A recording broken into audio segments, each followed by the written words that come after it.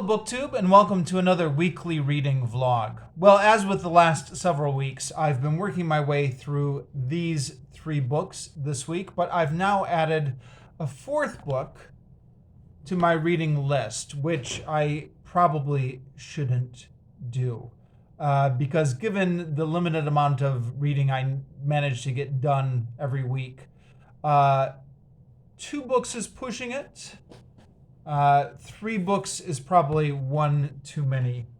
I say 3 books because the comic book doesn't really count as a book. It's not a serious reading project at any rate. Excuse me. I had been trying to... I've got a history of always getting bored with the books I'm reading and trying to start other books before I finished what I'm reading. So I've been trying to be really disciplined and stick with these 2, but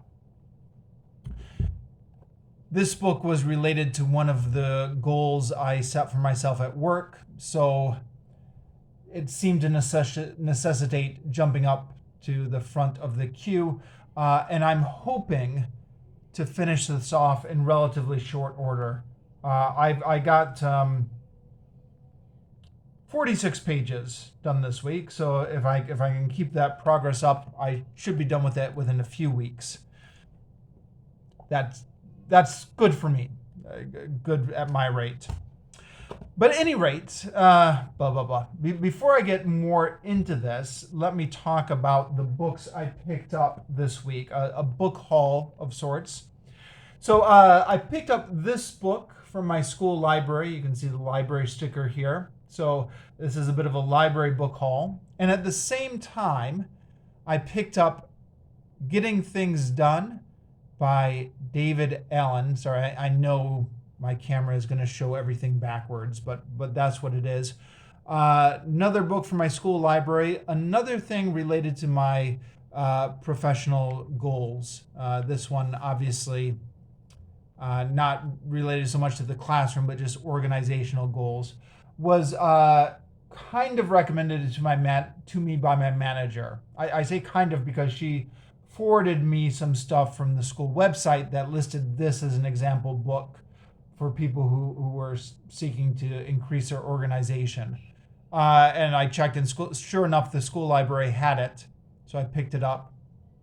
So these 2 books from the library. And then also this week, I was in the city center, so I swung by the used bookstores at Book Street and picked up 2 more fantasy books. Now, if you've been following this channel, you know that just about every week I pick up more fantasy books and say, I know I shouldn't get any more books because I'm not reading any of the books I have and I'm making such slow progress. But then every week I see something I feel like I'm going to regret if I don't get it. This book, actually, A Dawn of Dragons, Dragonlance Chronicles, was something I actually saw in the used bookstore 2 or 3 weeks ago. I don't remember exactly, and didn't get it at the time. And then since somewhat regretted it, and when I saw it still there, I got it. You know, the used books are so cheap anyways. This is part of the Dragonlance Chronicles, kind of. So the Dragonlance Chronicles is a series of fantasy books, apparently loosely based on the Dungeons and Dragons game, but they became their own thing, which were popular in the 1980s and early 90s, which was right about the time that my generation, essentially. And in fact, I've got a few different school friends who were into this series or continue to be into this series. School friends, I mean people I knew in college. And they've recommended it to me. I was never aware of this until a few years ago when one of them recommended it to me. And then since then, I've been seeing it at several places. You know, that they call it the noticing effect, right? Once you become aware of it, references keep popping up. And it's the kind of thing where if I was back home in the United States instead of out here teaching English in Vietnam, I would probably track down these books and start with book 1 and just go all the way through because it seems like the thing that would intrigue me. or at least I'd have a go at going all the way through. I mean, knowing me, I'd probably get halfway through the second book and then just get distracted by something else. But anyways, out here in Southeast Asia, it's a bit hard to track down a fantasy series in order. So this is part 6. Can you see that on the camera? Part 6. Except, actually, when I got this back and checked Wikipedia, turned out this is actually not the original series. This is kind of a relaunch of the series, which is the same stories, but aimed at young adults. So 8 to 13. That's not the main obstacle. The obstacle is I'm jumping in at part 6, but I've decided, as I've gotten older, I've decided with some of these books not to wait around for the perfect time. Perfect time meaning starting at book 1 and going through in order. To just, if I see a used book, jump in, start at book 6, and maybe someday in the future go back to book 1. Another thing I'm trying to do as I get older is to build in more rereading into my reading projects. So instead of waiting for the perfect time to just read something in the perfect order, just read something now, and if it's not in the right order, then go back and reread it later. And that same philosophy is why I picked up The Black Cauldron by Lloyd Alexander. So having already identified myself as a child of the 80s, it should come as no surprise that the Disney cartoon for this has huge nostalgic value to me. And I've been meaning to read the books for ages now, partly because of the Disney cartoon and the nostalgia factor, but also partly because I often hear this mentioned as one of the influential texts in setting up high fantasy genre as it's come into being today. Now, I knew because I had already looked this up on Wikipedia, because I'd been interested in the series for a long time, that The Black Cauldron is actually not the first book in the series. First book is, Chronicles of the Three or something like that. Where is it? Where is it? It should be printed out. Yeah, The Book of the Three. The Book of Three is the first book in the series. But it does say right here on the author's note that The Black Cauldron should stand as a chronicle in its own right. So in the author's note, he says this is kind of a sequel to the other books, but it can also be read on its own. So I guess that's what I'm going to try and do. And same thing with this one as with the other book. I may someday get to a point in my life where I'm able to track down all the books in this series in order and read them properly through in order. But for the moment, I'm just going to grab what I can when I can. And that's how that book happened. All right, so that's my book haul for this week. Now to talk about the actual books I've read, the actual reading I've done. I'll dispense with Captain America fairly shortly because I don't have much to say about it.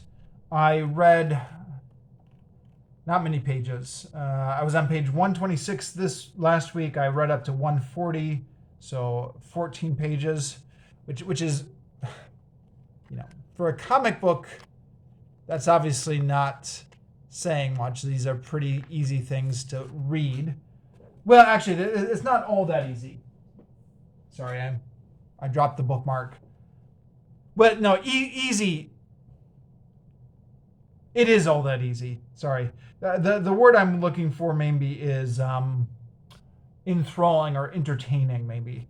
These old Stan Lee, Jack Kirby books can be a bit of a plod to get through. Drop the bookmark again. So I'll complain about maybe how underwhelming this book is when I finish it off and get around to the final review. But yeah, for the moment, up to page 140. Journey to the West I read 30 pages this week. I'm up to page 170 now. Yeah, this book, when I left off last time, they were in a kingdom in which there were some Taoist priests who had captivated the ruler and made him favor Taoism instead of Buddhism. There was 3 Taoist priests: tiger power, antelope power, and deer power. And they were involved in these contests against them. Those contests have continued into the chapter I finished off for this week. So last week, I think I talked about a contest to make it rain. That was followed by a meditation contest in which the Taoist priests thought they could meditate longer than the Buddhist priests. Now, the Buddhists apparently are much better known for their meditating powers. So everyone thought this was kind of a strange contest for the Taoists to be insisting on. And by the way, I've mentioned this in previous videos, but I should probably mention this again. This book, according to the translator's introduction or the publisher's introduction, is a book that's favorable towards Buddhism. It's a Buddhist story, but it was apparently written during a time when Taoist philosophy was dominant in China. So there's a tension between the two philosophies throughout many parts of the book. I'd be lying if I said I really understood the difference between Taoism and Buddhism, but that's just what the publisher's introduction said. So that's what I'm going with. Anyways, Taoists tried to cheat by flicking a bed bug onto the Buddhist priest and making him scratch, but the monkey is able to detect the treachery, and he's. I forget what he does. He gets rid of the bed bugs somehow. And they also do a guessing game, and where the Taoist priest insists on guessing things that are behind a wall or behind a curtain or inside a box. And they're cheating. They already know what's inside, but the monkey is able to change himself into a little fly and fly in and see what they are and tell the Buddhist priest. In fact, the monkey actually does more than that. He goes in and he rearranges everything. So the Taoists actually get it wrong and the Buddhist priest gets it correct. And then, what else? After that contest, then the Taoist priests get the idea they do a series of contests. One is which they have their heads cut off, and they have some sort of magic power that they can call their head back to them. And then the other one is they get their insides opened up and their hearts taken out, and they have some sort of magic power which will keep them alive during this time. And the other is bathing in boiling oil. Now the monkey agrees to all these contests, and the pig system. We know you're very powerful, but you don't have the power to have your head cut off and survive. And the monkey says, oh, yes, I do. You have no idea how many powers I have. These are all things I learned when I was training in the Way, I guess, way at the beginning of Monkey's story. So it's another example in this book of the monkey just getting random powers that weren't previously mentioned, happens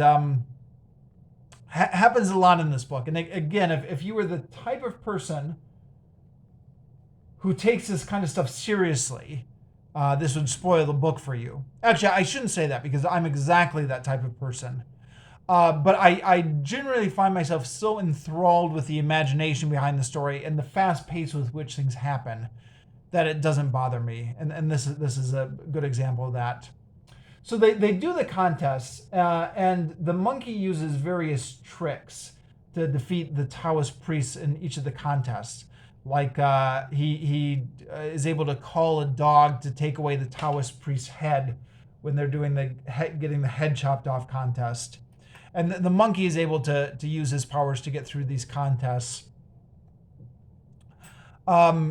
And then it turns out that the Taoist priests, tiger power, antelope power, and deer power, really are a tiger, an antelope, and a deer. I think I had mentioned in the previous weeks, I was a little bit confused whether or not tiger power was actually a tiger, because it is established in this book that the animals who study meditation can attain the same power as humans. I think this was, and the obtaining power seems to be something which is both open to Taoism and Buddhism, something about studying the way or the path, the powers you get through meditation. But in any animal that has the 6 orifices, like eyes and ears and nose and mouth or something, can get these powers. So animals can get them as well. And in fact, superpowered animals have shown up in this book before. But as these Taoist priests die, it's revealed that they were really a tiger all along. They had been masquerading as human with the name Tiger Power, but he was really a tiger. So I guess the key to their true identity was in their names. And then I'm on to the next chapter now, but I'm not going to talk about that so much because I've only got a few minutes left before I run out of memory on this camera. Sorry, I forgot to delete the old videos before I started this, and now I've only got 4 minutes left. Would be no problem for most people, but you know me, I ramble, so I'm going to have to hurry up and finish this. So, yes, the Linguistic Wars. I finished chapter 5 now, which is the chapter on the vicissitudes of war. This is a chapter which, in the previous edition, the first edition of this book, really confused me. And in fact, it was where I kind of lost the book. In this new edition, it's getting into a lot less detail and talking about the debate in a lot more general terms, and I was able to follow everything. I was certain I would get lost, but I was able to follow everything. So I think it's a lot more understandable in this edition. Either that, or who knows, maybe my memory is playing me false, and I just, because it was my second time through, I was able to understand everything better. Or maybe I had lowered expectations of how much I was supposed to understand. Anyways, now if memory serves, that was the last chapter that was, at least in the first edition, it was the last chapter that was a heavy duty into the linguistic theories. The remaining chapters are talking more about the personalities and the conflicts and kind of the counterculture of 1960s and the Vietnam War and how this is all playing out. And that stuff, you don't really need any linguistic understanding to understand. And I found that all very fascinating in the first edition. So continuing that on. Okay, I only have 2 minutes to talk about this. I made my way 46 pages into it. I am finding this quite basic. Celto 101, I believe I mentioned in my previous video on this book. But it is for beginning teachers. There are some generalizations here about, like the history of audiolingualism and behavioralism, which are